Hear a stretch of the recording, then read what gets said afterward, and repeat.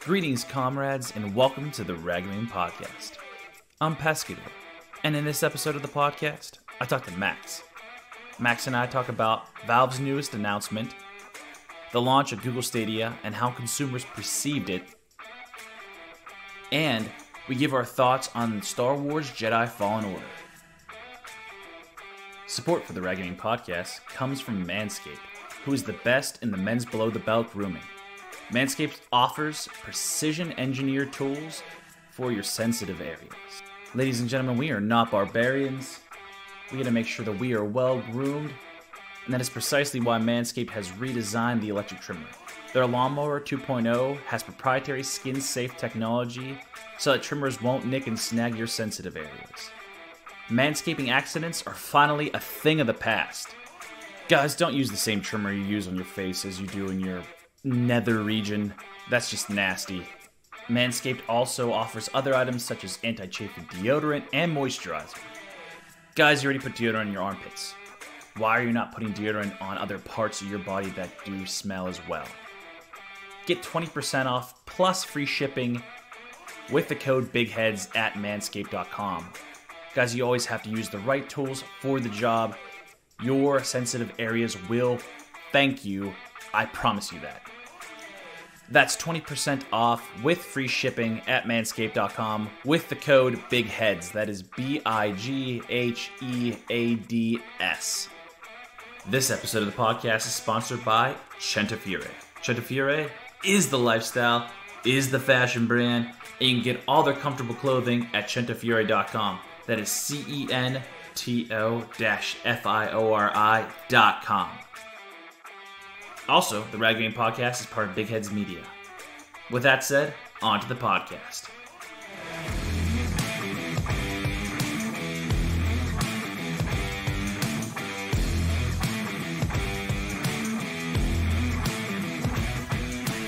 So, I know we've been waiting for Valve to make a move, and Valve has been making moves. They have.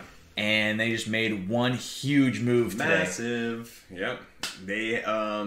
They actually got verified on Twitter. Yes, they did. So now, if you are a Valve, if you like to follow Valve, if you go around and you watch Valve and like their games, now you have a Twitter that you can follow, which is awesome. Yep. But the big thing that they did was announce Half-Life. I'm pumped. I think it's gonna be Half-Life cool. Alex. Half-Life Alex. It's a VR experience. VR experience. We don't know yet because it won't be until Thursday at 10 a.m. Yeah. So tomorrow at 10 a.m. when they're going to actually That's Pacific time. Pacific time. So that's 3 hours behind. So 1 o'clock in the afternoon would be Eastern Standard Time. They're going to announce what the game is. Like all we know right now is Half-Life Alex. We know that they got themselves a Twitter to announce it.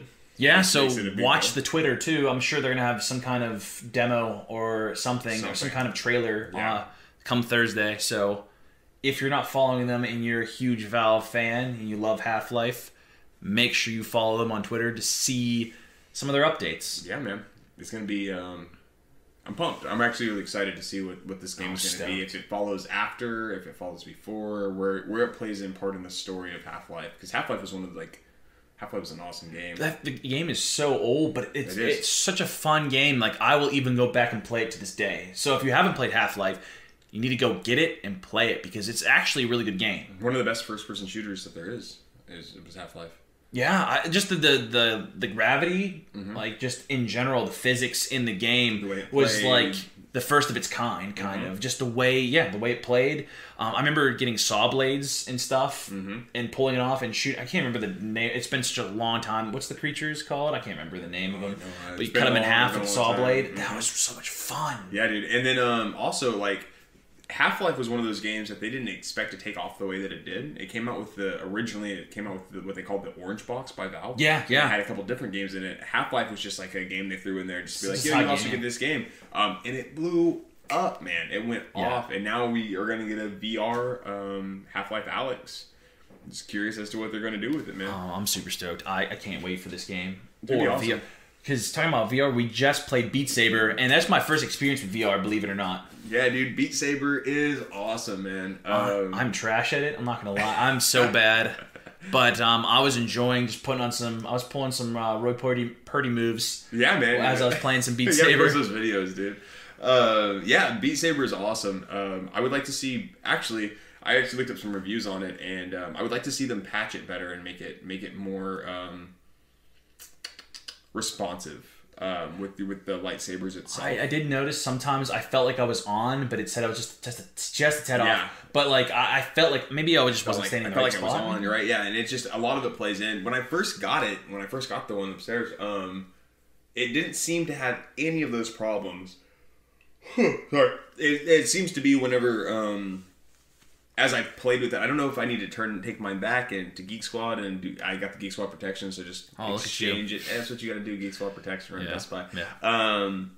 But it seems to be a little off, and I've looked it up, and other people have had those problems. They say you need to turn the controllers on before you turn the headset on, things like that. Really? Yeah, but Beat Saber also seems to be one of the only games that you kind of have that problem with. Some of the other games that use both of the controllers don't have that problem. Well, it seems like you have to be on.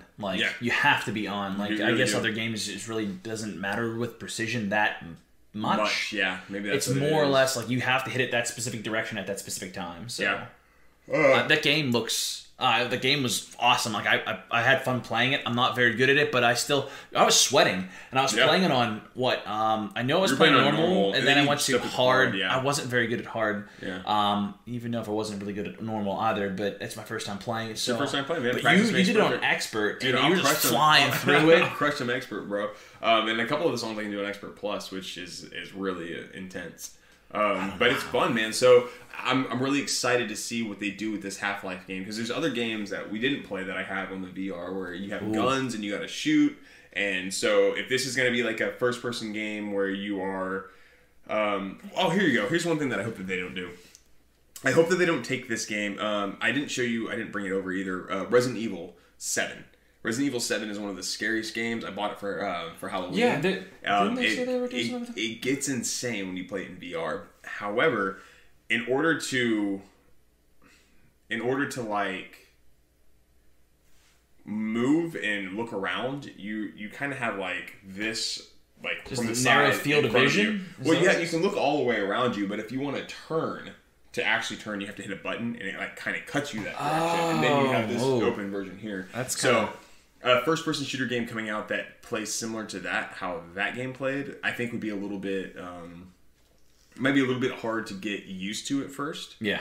There are settings inside of at least Resident Evil where you can go in and change your settings to be more smooth and things like that. Honestly, it kind of made me a little, I don't want to say nauseous, but it definitely made me feel like I was like, oh, okay. Whoa. Like you were in a VR game? Yeah, like I needed to sit down and it was pretty intense. So, we'll see what Valve does, man. I'm really excited to see Valve jump into this kind of style of gaming. I'm all about the VR. Absolutely. Now I am. Now that I got the chance to play it and check it out. And now we can go back and talk a little bit about how Apple's going to be pairing up with... who are they pairing up with? Apple's pairing with Valve. Yeah, I'm sorry. Yeah. No, yeah, that's fine. To make augmented reality. So I'm really curious to see what they do for the augmented reality and if this is going to actually play. Because it says it's a flagship VR game, but I wonder if the way Apple's attacking it is more of a augmented reality game. And so I'd like to see the difference there. I wonder if Valve jumping into this game is kind of like a test for them with Apple in general. Kind of like, I know that VR and AR are completely different. They're not the same thing. Yeah. But I'm wondering if this is like a test that really test out their system and try to figure out like, if they're on the right track with some of their stuff that they're kind of converting over to that using their technology to convert. Yeah. And I don't know what exactly needs to go into that to convert VR, the conversion between VR and AR. I know the difference between them two, but I don't know software-wise or like hardware-wise what needs to be done in order to make it so. Yeah, who knows? What I feel like is that with augmented reality, you'd have to have more cameras around. You'd have to have cameras kind of all over the space that has you in the middle of it, so it can take where you are. Or just one camera that can actually really scan the area. I mean, it has to be really wide. The iPhone 11 has that super wide. Yeah, it's true. I mean, they have the technology, so right. They have the technology. Are they going to build them stronger? I hope so. I really do. But yeah, man. So I'm glad that you liked Beat Saber. So much fun. You need to post some videos on the thing. Oh, you already did. You already posted at least a couple videos. Yeah. Check out our Instagram. Check out the Rad Gaming Instagram and see this or Twitter. Or the Twitter or all of them. Just check them all out. Just like them all. Yeah. Follow, subscribe, tell your friends. What? Yeah, man. So Beat Saber is awesome. Yeah, I actually really enjoyed it. I'm shocked that I did. It's because, I'll be honest, those types of games, like they're only fun for like if you're like immersed in it. You know what I'm saying? Mm-hmm. You don't get more immersed though. No, I know, and that's what I'm saying. Like I was afraid that it was gonna feel very like VR-ish, like gets me really nauseous kind of thing. Oh, okay. I've kind of had like experienced VR, but not like an actual VR headset. Yeah. So like I kind of got nauseous from playing it, but not from playing Beat Saber. Yeah, no, it's really immersive and it's really you're there. There are other games though. I have one where it's like Astro Bots or something like that, where you like control this. You have just a controller. Yeah. And you have this little like you're sitting in a chair. You got this on. You got it in your ears. You have the controller here, and then you can make the dude run around you and jump on stuff. Is that very? It's awesome. But whenever you start to move forward and the camera moves forward, the first time that I got to this part, I might have talked about this on one of the previous podcasts. There's these leaves hanging down, and I was like trying to dodge these leaves, and as I'm walking forward, like the leaves coming here and me doing this, like I was like, oh. Yeah, you had to stop for a second and gather yourself. I was standing up. I was standing up at that time. Yeah, and I was like, all right, I need to sit down to play this. So there are a few games where like you need to sit down. My mother played it. And she, there was things that made her nauseous. She was like, okay, that's too much for me. And that's what I'm saying. Yeah. Like, I'm happy that this game wasn't that way. It was actually really good, really well done. At least I liked it. I liked it, man. So, or I like it because I continue to. I'm gonna go home and play tonight. Yeah, we're gonna play after the podcast, man. All right. I want to get sweaty. That's my goal is to get like straight stains, like pit stains, just because just playing it that hard. I'm so excited to play it. That's the way to do it, man. It's the only way to get better. Yeah. So. Yeah, here we go. I know on the last podcast we didn't talk about something that I really wanted to talk about, and that was Rick and Morty. Yeah, wubba lubba dub dub. Rick and Morty, dude. So they just dropped season 4 is out now. They air on Adult Swim on Sunday nights. Yeah. So we're 2 episodes in right now. And I'm liking it, man. Which is not fast enough, but and we talked about this before the podcast, and I'll be honest. I like Rick and Morty. I liked all the seasons. I am hoping that they pull off this season. I feel like the last episode kind of leave me wanting. I feel like they were trying to get a little outlandish with some of their stuff. Yeah, it had like a very like wasn't that the one that was like very Inception-esque? Or was that the first one? Where he keeps dying and then that was the first one. The first one was good, but the second one was... Yeah, real quick, remind me. I watched it. Rick has his own place to poop. Yeah. That's right. And then that one guy... And he keeps on taking... Yeah, but we're not going to ruin it for anyone, but... Yeah. I don't want to like go into depth about it, but I think that I love Rick and Morty. I do. The first episode was really good, and if they haven't seen it, I guess it's on you, because I know I think available on Adult Swim for free or something like that. I could have sworn. Maybe I don't know. Saw the second episode on YouTube TV. I have YouTube TV, so I'm able to just log into that and watch anytime. Like I can watch Rick and Morty. But I like you said, you like it a lot. It. I love it. I really do like it. Like the first episode, I was dying, like seeing Mr. Meeseeks again and things like that. Gearbox. What was it? Gearbox. Yeah. But yeah, he gets. Yeah. But yeah. Anyway. But what I was trying to say was, like, I think the second one kind of made it seem like they're really trying to make it a little outlandish. Maybe. I guess it was still funny. It's still Rick and Morty-esque. Mm-hmm. I just was hoping that it, like... What I'm hoping they don't do is, like, go so outlandish that it's not, like, Rick and Morty. They're just trying to get, like, humor out of it. I just hope they can reel it back in and make it, like... Because, like, they're having, like... Rick's doing his own thing, Morty's doing his own thing, kind of thing, and I don't mind that, but like I love the adventures of Rick and Morty together. I see what you're saying. Yeah, maybe that was just one of the episodes. The way that what I don't want to happen, it kind of has already happened with Rick and Morty, is that like let me stop what I'm saying. Let's go back to like South Park. Back in the day with South Park, every episode was different. Didn't matter which episode you watched. You could click on an episode, you could watch it, 100% and you wouldn't. There may be a few characters here and there that were in a different episode that you're like, oh, that character is re-showing. But for the most part, every episode was its own episode. Towards the last couple seasons, they started making it to where like if you didn't watch them in chronological order, like you would be lost. I hate that. And so, but they did do Rick and Morty continues though, because like the one Rick turned himself in, and then there's evil Morty. Like you have to see previous episodes because he. Oh, that's right. Yeah. And they don't talk about Council of Rage. I guess so. I guess so. There's parts of saying that intertwined. So I just don't get that big thing from this. I'm okay with that. So this random episode with the whole pooper thing and like. Yeah, but what I'm saying is like I don't mind if they started out like you have to see the first one to understand the rest of them. It doesn't bother me, but started out that way. If you're gonna do it like how South Park did it, started out with them like not intertwining, but later on they started intertwining. I don't like that. I like them to understand where they're going with it at the same time. Yeah, at the beginning or like not at all. I feel what you're saying. Well, I'm pretty sure that they already have the entire 4th season drawn up, done, and ready, just waiting for the air dates. Well, yeah, of course, and I'm super excited about it. I'm sure that they did test groups and showed it to people, and I mean, I liked it, man. I thought it was awesome. Yeah, I mean, I don't mind it, but I guess the next question I'm going to ask you is, I know last episode of the podcast we talked about Disney Plus. Yeah. And did you get your hands on it? Is the question. I did not get my hands on Disney Plus, but I did look up some reviews, and people were saying. That they were having trouble streaming at the beginning. I had a lot of people coming in to buy like Roku's, Fire Sticks, things like that because they're like, "Oh, I can't get this on my TV," and I paid for it, but I can't actually download the app and use it. Yeah. So people were coming in to buy extra products. I do know something. So the Vizio, the M series that I have, you know that there's built-in apps. Yes. So they don't have that app on there at all, and I can't stream it through my phone either. Why not? It won't let me. It'll be a patch thing. They'll have to patch it. They will have to patch it, but they haven't done it yet. Yeah, no, they can't. You can't use it. So that's what if you have a Vizio TV, might as well just watch on your phone. Well, that's what I did, and I was like, I'll just put it. I'll cast it from my phone onto the TV, and it wouldn't let me because it's not.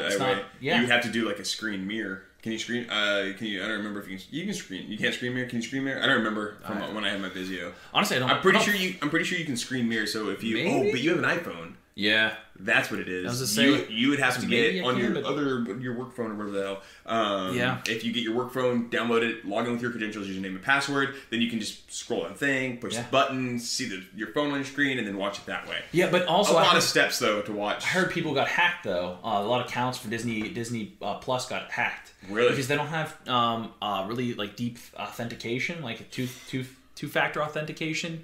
So like. It's supposedly it's very easy. Like I think it was like 2000 last time I saw accounts got hacked at Disney Plus. Dang. So, but I do know also 2000 out of the I don't know. Well, that was just like in the very beginning of stages 2. Billion that did it. It was like within hours of it going live. Right off the rip. Yeah, so I don't know how many got to or how worse like how much worse it got after that point in time. But I'm sure who knows. Yeah, who knows? But I know that Verizon customers, I think if they have unlimited data, can actually get Disney Plus for free for a year. Oh, nice. I have to look it up. You have to look it up because I can't remember right off the top of my head, but I know for a fact that my friend, I think, got it for your friend. You think he's your friend or he is your friend? No. I'm trying to think of what they had for Verizon. Yeah, their complete cell phone plan and I was trying to think of like if it was unlimited data. I think if you have unlimited data with Verizon, you get Disney Plus for a year for free. There is like you can get it for free for Verizon, but I don't remember what the stipulations were. I can't remember off the top of my head. Probably a 2-year contract and I don't remember payment plan on your cell phone. I thought it was unlimited data. Interest and the unlimited data package, and you probably need all the. I don't remember off the top of my head, but I know that you can. So but I did get to see The Mandalorian. That's right. You were telling me that, and I'm not going to ruin anything for anyone. Ruin it. Just do it. No, there's only 2 episodes in. Okay. I don't know when it airs, just because I kind of hopped on the Disney train a little later. I thought it was the whole season like Netflix. I didn't just click on the whole Netflix. No, I only saw two episodes. Okay, available. So they're releasing it. Yes. Okay, interesting. I didn't know that. So, I saw the first 2 episodes. What'd you think? Yay, nay. So what was really weird was, and I'm not going to ruin it for anyone, so you don't have to cut off for spoilers. Just like off the beginning, and this is not even a spoiler. Like he, who is the Mandalorian, he actually like grabs someone as they're trying to run out this door and uses his like grappling to pull him back, and then the door cuts him in half. Like yeah, so it's like super dark right off the rip. Like in the very beginning of it, it's actually dark. And I got behind it because I'm like, Disney's, already cutting people. Like they don't show you cutting in half. You just see his body. Like you can see it. Like it. Like what I'm saying though. He's in 2 pieces. Yeah. Yeah, because you see his lower half just flop to the ground. Does it have the same Star Wars feel that everyone wants? Does it have that feel whenever you watch it that we're still watching? I wouldn't say classic Star Wars, but just the way that they did the cinematography and the way that they did the videoing and the way that they hold their stories. I would hate to see Disney go away from that and give us something that's not like a classic Star Wars feel. Yeah, and they do. They have like Jawas and stuff, so they have like typical characters that you'd see in like a Star Wars film or a series, I guess you could say too. But yeah, no, they tie them in like so far. I'm not going to ruin it for anyone. Still not going to say it because if it's been out for like a month or two, I'd say I'd ruin the storyline. It's on you at that point. But no, it really stays true to the Star Wars feel. Like you feel like you're in Star Wars. I do have one complaint. Okay, listen. We're listening. I feel that the Mandalorian, they're supposed to be skilled warriors, right? I feel like he is not as skilled as I'd want him to be. It seems like luck has been saving his bacon more times than not. Okay. Like, it's not really so much skill in the series so far. Okay. And there's been a lot of lucky breaks that he's had to save him instead of his skill bailing him out. Like, in the beginning, he was just him. He was super awesome. Like, bam, bam, bam, bam, shot the one, like... Future cowboy? Just, that's what I'm saying, like... He was gunslinging in the beginning, like you can see, like, oh, dude, this guy's super badass, that kind of thing. But like towards like the end of the second episode, I'm like, ugh, he's only alive because of his. Wuss. He's kind of alive because of his because of luck. But nonetheless, it's actually really good, and I'm excited to see the next episode. But I need to log in. You need to send me the login credentials and let me peep it. Yeah, I'm gonna have to. You know what? Hey, just go on, hit me up on any of the platforms, find me, and send me your login credentials so I can watch this. That way I can give you an honest review. Yeah, no, but Mandalorian's totally worth watching. I don't want to ruin it. There are some characters, and I'm super excited to see where they go with. Yeah. All right, so I want to step out of Star Wars. Go for it. What about other shows, movies that you saw on there? Anything else that look real appealing? Do we have all of the Marvel movies on there right now? I saw a lot of the Marvel movies. I can't confirm that all of them are on there, but I did see a ton of them on there. Old classic Disney. Yeah, there's a lot of like Little Mermaid and stuff like that. And what about the newer Disney, like the live action or the CG? CG whatever, the CG Lion King. Gosh, couldn't think. I didn't see the Lion King, and I didn't see Aladdin. But all the old cartoon movies are on there. There's a lot of stuff, and they do have warnings that say that like some of their stuff that they're gonna talk about in the cartoon is actually outdated. So please don't like hold them against I'm saying to offend people. Wow. Yeah, well they kind of give you like an idea like, hey, this is outdated. So like whatever they talked about in the past is the past kind of thing. I'm happy they did that because like. You can't really get mad at them if they warn you in the beginning that it's going to be that way. Like you can't stumble upon. It's the Lion King. It's I think it's like the old like Mickey Mouse and stuff. That, where they have dated references. I see what you're saying. That makes no sense because there's a lot of really bad stuff. Oh yeah, and like just the way that But I'm saying like I'm happy they did that because it kind of warns people so they don't like stumble upon it and be like, oh, I didn't know this was going to be so terrible for my kids. I'm okay with that. CYA, man. They're just covering their ass. I'm fine with that. I'm fine with them saying that, and I'm happy they did that. So they like save their skin and also let people know beforehand. They don't get intertwined. But to be honest, their original stuff besides the Mandalorian, I didn't really get into. I know that there's something with Jeff Goldblum. I didn't really get into it. He covers. I don't remember. He was covering shoes. The episode I was watching, like a big shoe convention. And hold on. Jeff Goldblum at a shoe convention talking about shoes. I didn't really get too deep into it, I can't remember what he's like covering. A lot of topics about things in the world. I don't remember exactly what the title was. And then there's a Gordon Ramsay spin-off. Like it's almost like I think it's called Uncharted, if I remember correctly. And it kind of like an Anthony Bourdain feel, but not Anthony Bourdain. They have their own little spin on it, and it's under National Geographic. So. Like he travels the world to find like weird cuisines just because it's Gordon Ramsay but I didn't really get into that either because I love Anthony Bourdain. I don't know if you've ever watched his stuff. I loved Anthony Bourdain, and I truly miss his stuff. So like I compare everything to Anthony Bourdain instead of like seeing it as its own thing. So I'm kind of ruined that way, but maybe something you might want to check out. I definitely want to get Disney Plus. I want to get my hands on it. I want to watch. Life is crazy. Oh yeah, I mean outside of these walls, right? So, but whenever I get the chance, I definitely want to check out the Mandalorian. That's something that I really do want to watch. Following Jedi and Bounty Hunter rather. I think will be really cool, and I just hope that they don't take away from that Star Wars feel. No. Get your hands on Disney Plus. Apparently they've patched it so you can't get hacked anymore, and there's some cool content on there. Let us know what you think. If there's any shows you think we should watch, maybe we'll make a day of it. We'll just binge watch an entire season of something and talk about it. Yeah.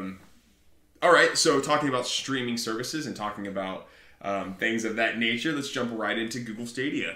Google Stadia is out and people are experiencing it. However, it's not quite living up to what they thought it was going to live up to. Yeah, and that's a shame just because I had kind of high hopes for this guy. And I know that thinking back at our topic of talking about it in the last podcast, we were saying we were super excited about it, but all the signs kind of pointed to a kind of fail. They kind of at least in my opinion, they kind of pushed it out a little too fast. Yeah.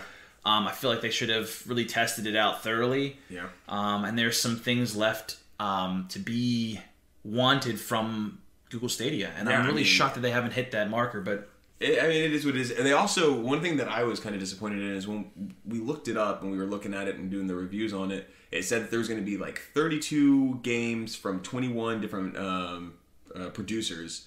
And whenever they released it, what did we see? 22? Yeah. 22 games? Something like that. That was it. People complaining about the it not, it being laggy, people complaining about it not syncing up correctly, people complaining about it not actually streaming in 4K.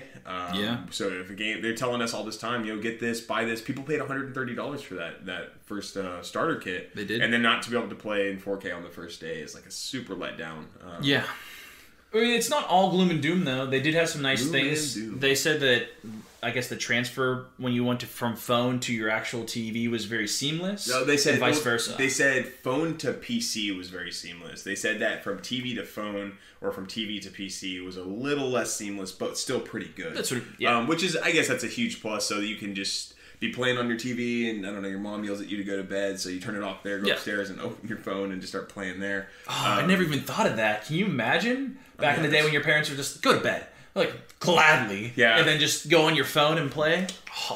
Right. They did say that if you have a Pixel phone 2, you can get the controller. It comes with a little phone holder on it, little phone clip. Yeah. And then you have to plug in your phone via USB-C. Yeah. Yeah, and then they also did say that it does stream really well, though. I mean, there are moments in time that you're doing just fine. So, I mean, there's nothing wrong with Google Stadia. I personally am not going to get it. I think they have a lot to work on. I'm not into the... I'm sorry, I didn't mean to cut you off. No. But I'm not into the video game on the phone. It just isn't my thing, man. PC or console, I'm a huge console person. The whole idea that I get this, carry a controller around with me, and then I'm just gaming wherever I am. If you're never at the house, I want to be a console player, or a PC player. I just want to. I see what you're saying, and I agree. Yeah. So sorry, I didn't mean to cut you off. No, you're saying that there's left a lot to be desired though on certain things. Yeah, but I mean, it's the first shot at this, or first attempt at this in general. So I don't see anything wrong with this failure. I understand that what Google was trying to do was more or less I guess, get people that weren't console gamers or didn't have the initial money to start up console or PC gaming, because it's a huge upfront cost to get an Xbox or a PS4 or what have you, or even a gaming PC. It's a lot of upfront costs. So by able to go and buy a small little thing, $130 though. I mean, it's not as bad as paying $200 and some bucks for the bundle. Except for if I wanted to play games on my PC and I wasn't really worried about, or PC with my PlayStation, and I wasn't really worried about too much about playing with, we were just playing Beat Saber without any internet connection, right? So we're just playing it. And so the fact that you have to pay monthly for this Google Stadia for all of these features, some people, the hardcore gamers that are out there, I think this is for you, especially, you have an hour lunch break, right? And you're just I'm going to get a little bit farther in this game. Then I get home, I port it over to the television, I'm playing, and then whenever it's done, I go up to my room, play on my phone before I go to sleep. Yeah. Maybe this is what you need. Yeah. But I'm not going to get it either, is what I'm saying. No, I don't need it. I don't want it. It's cool. It's a cool concept. I hope eventually they make it even better. But they will, and I'm on the xCloud train, I'm not going to lie. xCloud. they have their stuff down. They have the infrastructure. I feel like Google just kind of had enough money and they just said, why not enter the realm of gaming and try streaming? But I mean, listen, it works. The idea, the concept works. Yeah. I just don't think they executed very well. People playing it right now. There's people playing it right now, having a good time. So yeah, I mean, I'm not going to rain on their parade, but no, I'm saying it's working. It's not playable. Like if you were into this and stuff, there are definitely games on there. You might not have got all the games you wanted. You might not be able to stream what you wanted at 4K specifically. But one of the reviews I saw said that at 25 megabyte download speed minimum, people were gaming in 4K, which is what you need to stream 4K like through Netflix and stuff like that too. So they're doing it. They're just going to continue to build and. I'm just saying that like I'm more excited for the heavy hitters to come in. Like I'm not saying Google's not a heavy hitter. What I'm trying to say is they're not known for gaming. Mm-hmm. If you think of gaming, you think of Microsoft. You think of PlayStation. You know what I'm saying? Sega. You can even think of Sega. Yeah, I mean, but games. What I'm saying, games or something. Yeah, what I'm saying though is, I'm fine with this concept. I think that just something the side project they were working on basically, and they just pushed it out. Yeah, is my honest opinion, or at the very end of the day. Yeah, but it is what it is. But I don't mind it. So I don't. It's not awake. No, Pokemon Sword and Shield. Yeah, man. This game actually got some pretty cool reviews. On at least the ones that we saw. IGN had it at 9 out of 10, something like that. It was like 9 out of 10, but something else we saw gave it like a 92% out of 100%. They say that there's a little bit of nitpicking things where the Pokedex wasn't a complete Pokedex of all the Pokemon. Had really long tutorials whenever you're trying. Well, they actually improved that, is what they were saying. Like, from what I read, they said that they cut down some of the tutorials. They improved some of the old things that really would frustrate people. Mm-hmm. But I mean, the graphics still look the same. Yeah. But the Pokédex is kind of what is a huge thing that people were really wanting. Really like their Pokédex to really dig into these characters and find out what these Pokemon can do and where they come from and all their origin story and all that kind of stuff. So I'm sure that they will. I don't know, maybe give that at some other time, maybe downloadable content, and then you can download that and play it. I don't know. Honestly, don't know. But a lot of the reviews say that it was great, man. They really liked it. It gives you the classic feel of the Pokemon games. Yeah. It's still the turn-based fighting style, going around, finding different things. One thing that I noticed, too, whenever we were watching the videos on this is it looks like when you're walking around through the grass, you can actually see the Pokemon there, and you can try to avoid them at that point. I don't know if in the other Pokemon... The last Pokemon I played was like Pokemon Red on like Game Boy, bro. Like, back in the day. And so, whenever you're walking through tall grass, then you would just automatically get put in a fight. You couldn't really avoid it. Yeah. With this, it looks like you have the ability to walk around... I'm sorry. I know we're talking about Pokemon, but we have to jump back to Rick and Morty. Have you played Pocket Mortys?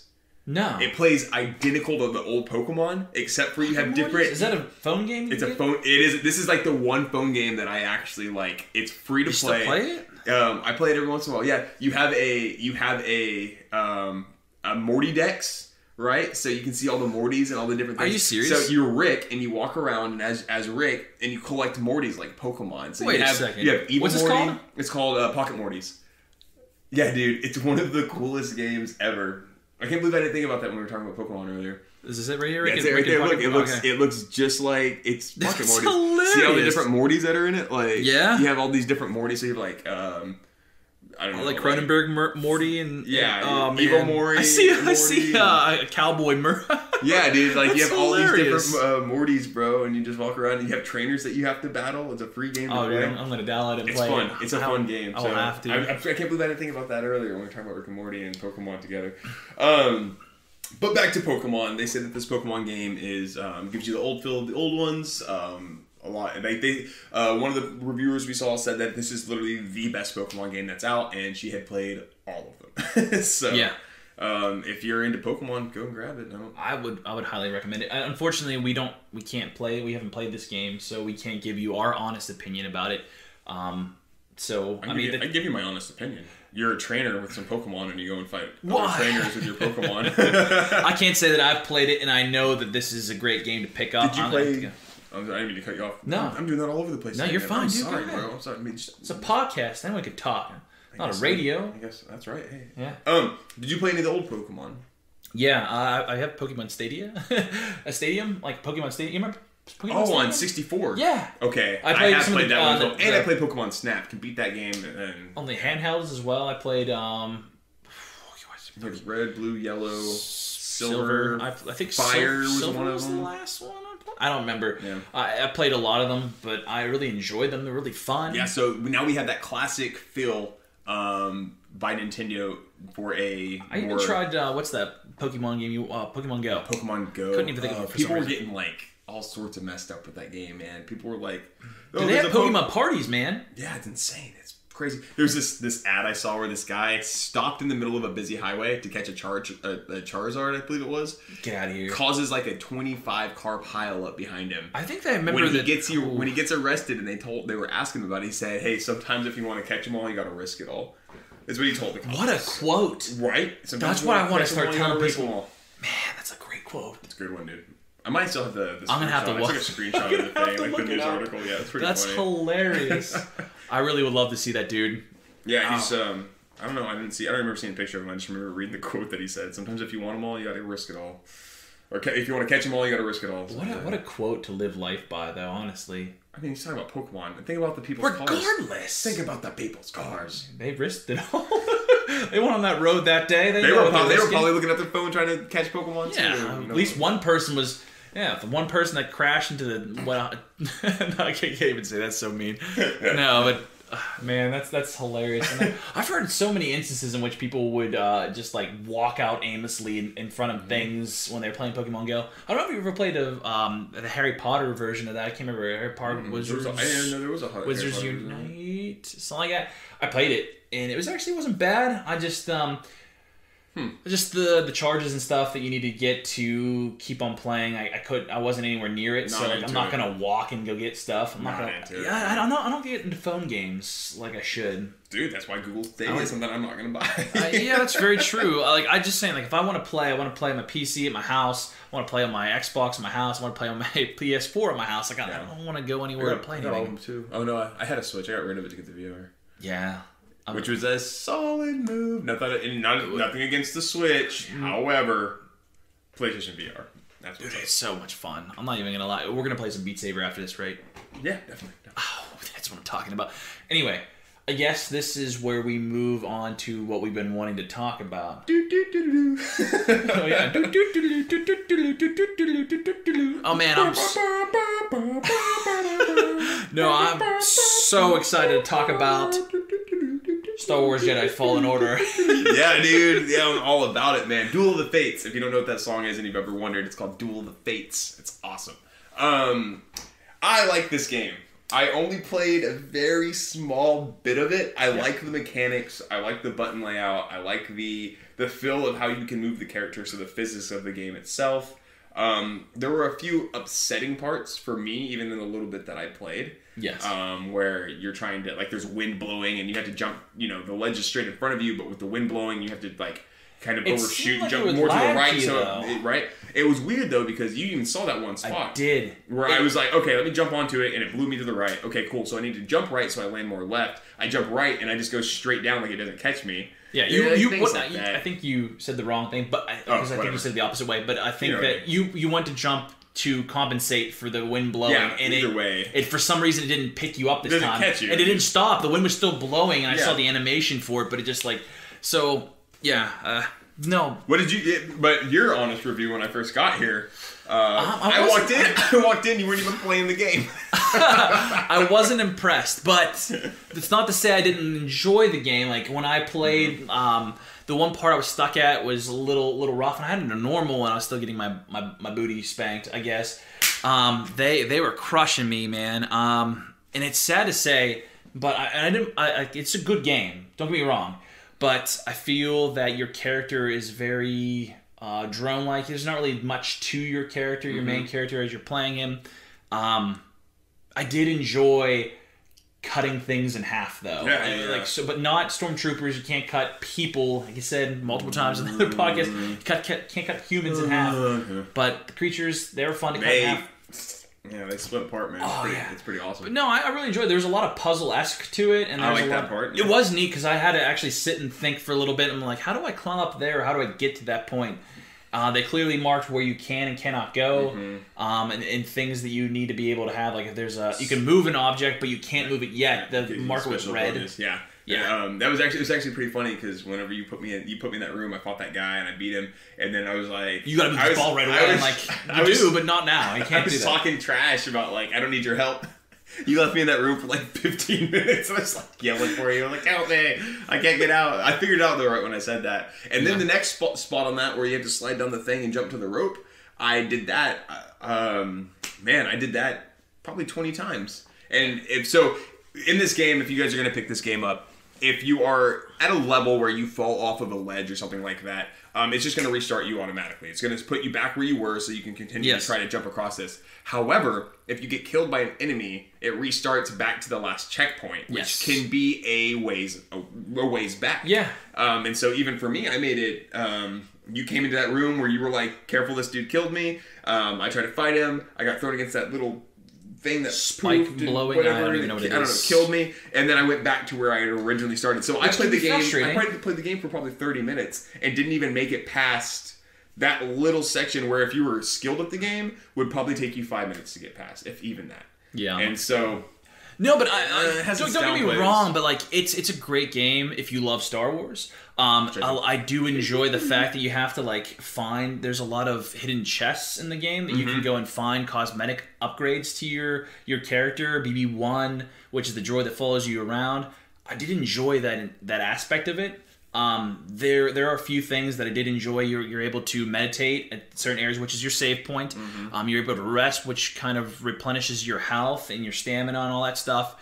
And also, it gives you, I can't remember what they're called. They're little stem packs that you, heal yourself with. You get more of those when you meditate. But it does, however, spawn enemies back. So if you just like beat something and they're like, oh man, I'll just get some more health, go back to the same one and then go forward again, you'll run into the same enemies you just fought. Yeah. So and that's also one of the things that I like though was that if you go to an enemy and you fight this enemy slays you, he kills you, drops you right there. But it's a video game, so we're gonna restart, right? Well, when you restart, you lose all of your XP until you take that first swipe at that enemy again and hit him again, you get all your XP back. Plus, it bumps you up a little bit. It gives you back your health and your stamina. So what that does for you is where if you are half health, a lot of XP, you get killed. You make it back to that character again. When you fight that character again, it gives you back all that XP that you lost, and it bumps you up to full health. That way, it's the game's way of compensating for an enemy that was almost too hard for you to beat at the beginning, which is a little plus up for, hey, this is the difficult part, which is awesome. That's an awesome thing for a game to do. Because I don't know how many games you've played that you die, you lose everything, and you just keep trying. And eventually, that feeling that you get of like, I beat him, yes, is awesome, but... Still, you don't want to play you don't want to fight the same dude 15 times before you beat him, because that takes away from the game, especially if you're in the middle of I don't know, some people love Dark Souls. They love that fear of being able to be destroyed. Yeah. So, I don't know, I guess you just gotta, I guess teach their own then. I mean, I always say that, teach their own. Exactly, but... For me, I thought it was a cool thing. It is a cool thing, but the question... I'm gonna stop this right here. Why? Because I'm gonna let her lay down. She's not gonna make too much noise. There we go. If you can, toss that over, she'll just be fine with it. That works. Okay. But to each their own. No, the Star Wars game is really good. I've played a lot of the Star Wars games. I've played Star Wars Knights of the Old Republic. I love KOTOR. I played Force Unleashed. Dude, that was my jam. It was fun. It's kind of similar to this. It was very hack and slash. I think you have a little bit more freedom when it comes to when you get to certain spots, being able to go and do different things, to turn around and go back, stuff like that. You are limited. I know they say that you have a vast world to travel in. There's a lot of planets you can choose from and travel to in this game.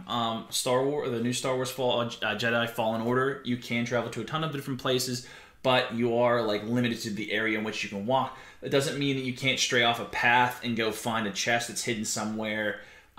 You could do that, and that's fine, but I didn't feel so open. So KOTOR felt very open to me at the time. It seemed like it was a very wide open world that I can kind of explore and do my own thing. This one, it feels like you just got to go from point A to point B. But there's a little other paths you can take to to go somewhere else that like it makes you explore. It's very Tomb Raider feel. Yeah, that's how Tomb Raider was. You can go to a tomb. When you get to said tomb, you're inside the tomb, but you're pretty much following how that tomb goes. When you're outside of that, you have the ability to stop at campfires and pick different places to go, so stuff like that. So it has that kind of feel. The running on the wall was really cool. The jumping and grabbing the ropes was really cool. Then you have the Jedi powers. The only weapon you use is a lightsaber, but you can customize the lightsaber aesthetics-wise. It doesn't actually help with your performance. No.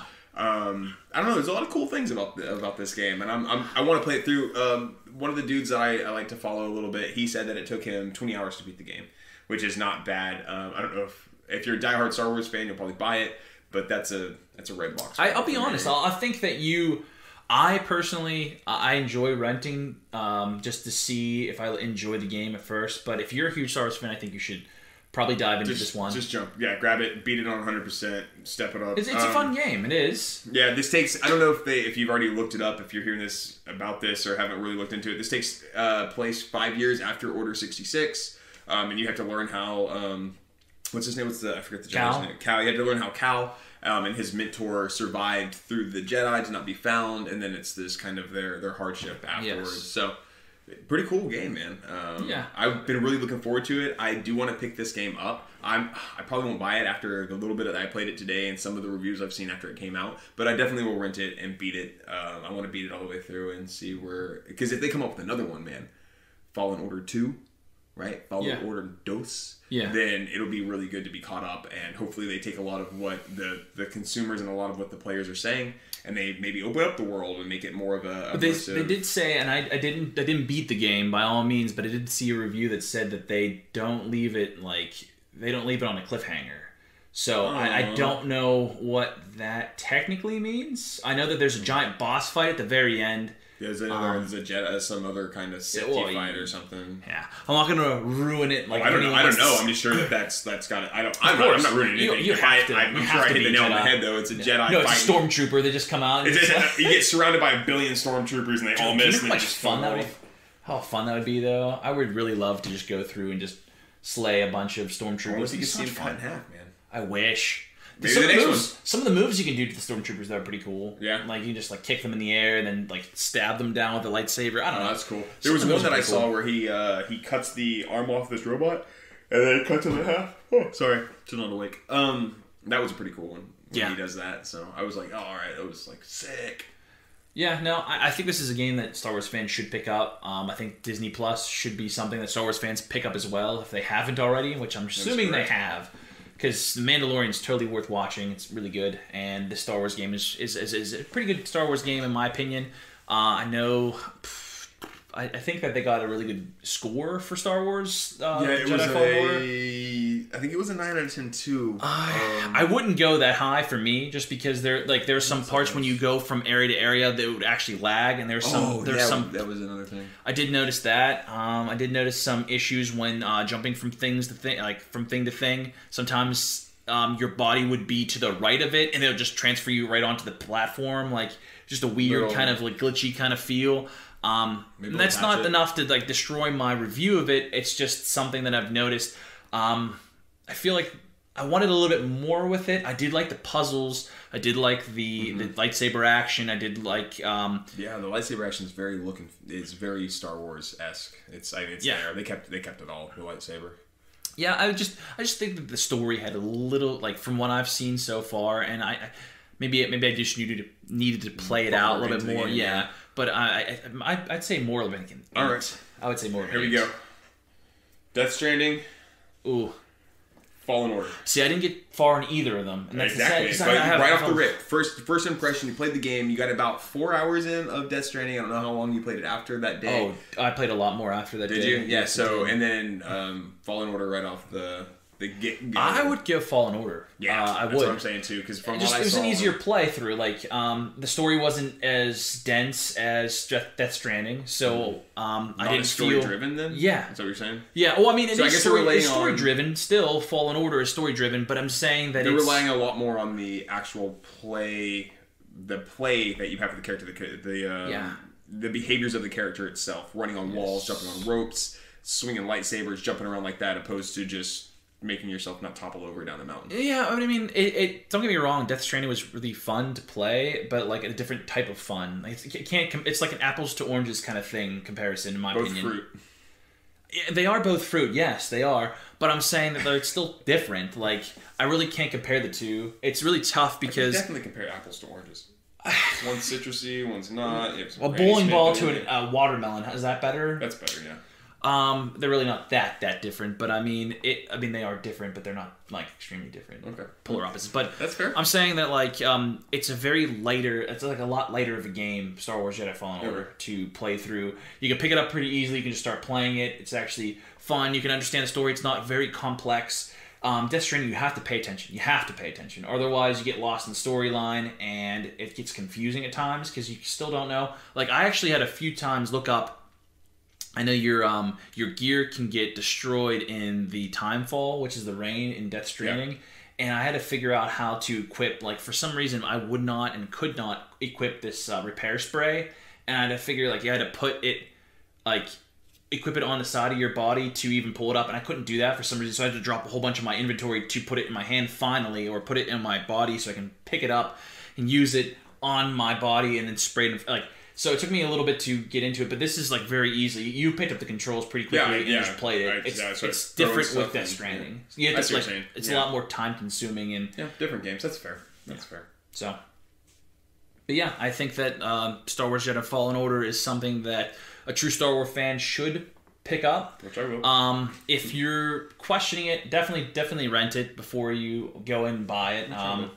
Yeah. Let me get your copy, man. Let me take your copy home.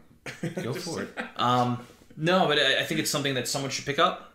I don't see any reason why. I feel like this game is a good game to get. Yeah.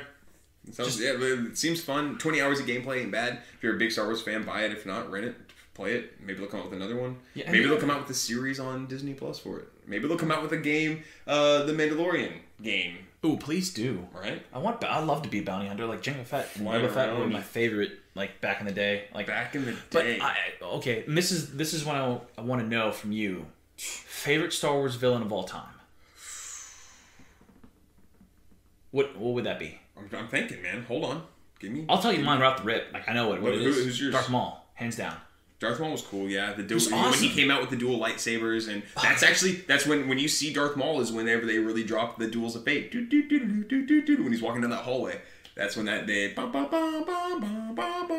they do their Star Wars, their little lightsaber dance. Sadly, he got cut in half. I'm not gonna lie. I wish he would have. Awesome. I wish he would have annihilated all the Jedi. Maybe. Is that dark of me to think that way? No, not at all. Man, Darth Maul was like a caged animal walking back and forth, and that when he was separated from Obi-Wan and Qui-Gon Jinn, you know what I mean? Yeah. Like, he was just like a pacing animal, in a cage. It was the most menacing thing I've ever seen. Pretty cool. I don't know who I really like Darth Vader, because I really like Darth Vader because, not just because he's the main big dude, but because when you watch episode 3, you really see his fall from the good side to the dark side. You see him completely... You're saying the backstory sold you. The backstory of him becoming a villain, and then the fact that whenever he wakes up and he's like, how's Padme? Is she alive? And he's like, in your anger you killed her, and he loses his mind. And that's what really pushed him over. Dude, I love that. And that's one of the only Star Wars that's actually rated PG-13 because it's such a dark story of him falling from the light side to the dark side, from the Jedi to the dark.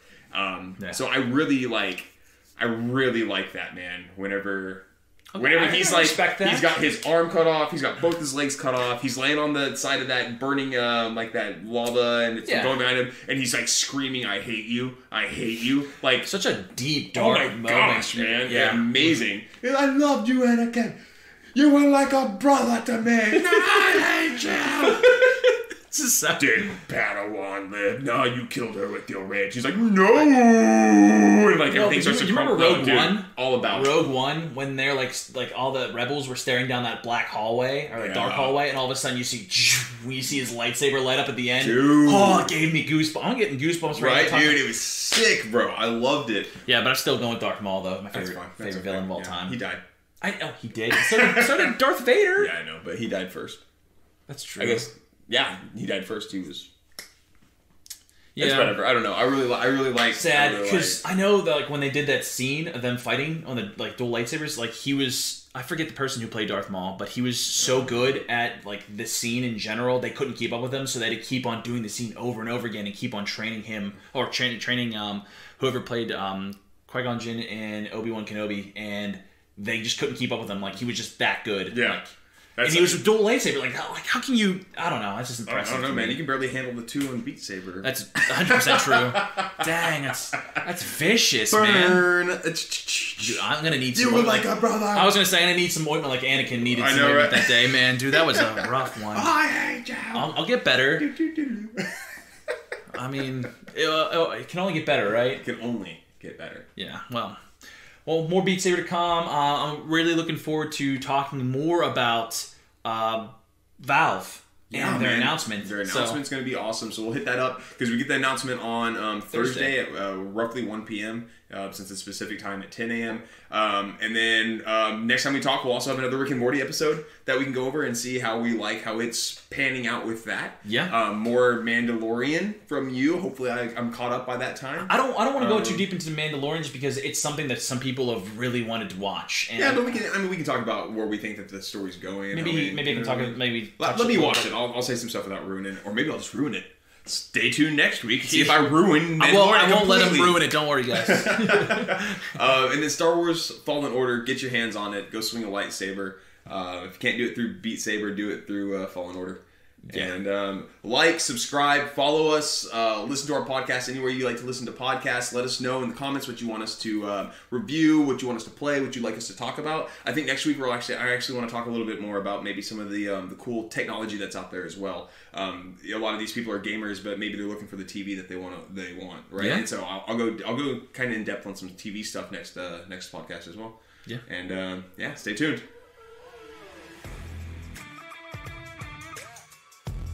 And thanks for listening to this episode of the Rad Gaming Podcast. Be sure to rate and subscribe to us on iTunes, Spotify, or anywhere else you listen to podcasts. I release a new episode every Wednesday. And as always, stay rad, comrades.